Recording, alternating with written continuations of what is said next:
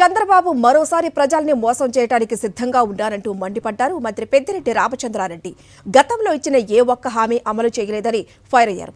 Chandrababu భవిష్యత్తుకే guarantee లేదంటూ విమర్శించారు మంత్రి పెద్దిరెడ్డి. ప్రజలకు సంక్షేమ పథకాలు అందాలంటే జగన్ మళ్లీ అధికారంలోకి రావాలన్నారు. ఇంటికి ఒక ఉద్యోగం అని చెప్పాడు, గోడల మీదంతా రాపించాడు. ఆ రోజు బాబు వస్తే జాబ్ వస్తుంది అని చెప్పి మరి తీరా అధికారంలోకి వచ్చిన తర్వాత 2 లక్షల పైచీలకు కాంట్రాక్ట్ ఉద్యోగులందరినీ కూడా తొలగించిన విషయాన్ని కూడా మీరందరూ కూడా గుర్తు పెట్టుకోవాలని మీకు మనవి చేస్తా ఉన్నాను. ఈ రోజు మళ్ళా రాబోతున్నాడు.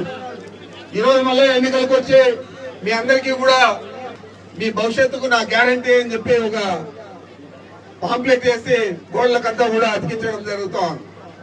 ఆయనకే గ్యారంటీ లేదు, ఆయన మనకు గ్యారంటీ ఇస్తాడంట.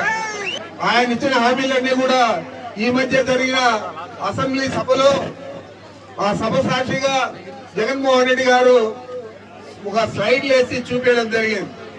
మనకు వచ్చే ఆదాయం కంటే 2 రెట్లు ఆ హామీలు నెరవేర్చడానికి డబ్బులు కావాలి. 2 లక్షల కోట్లు మనకు అవసరమైతే అది 4 లక్షల కోట్లు అవసరం అవుతాయి. మరి ఎక్కడి నుంచి తెచ్చిస్తాడు ఈ డబ్బులు? ఇదంతా కూడా అబద్ధాలు చెప్పేదానికి సెన్సార్ ఏమీ లేదు కాబట్టి నోటికి ఏది వస్తే చెప్పే విధంగా చంద్రబాబు నాయుడు చెప్తా ఉన్నాడు.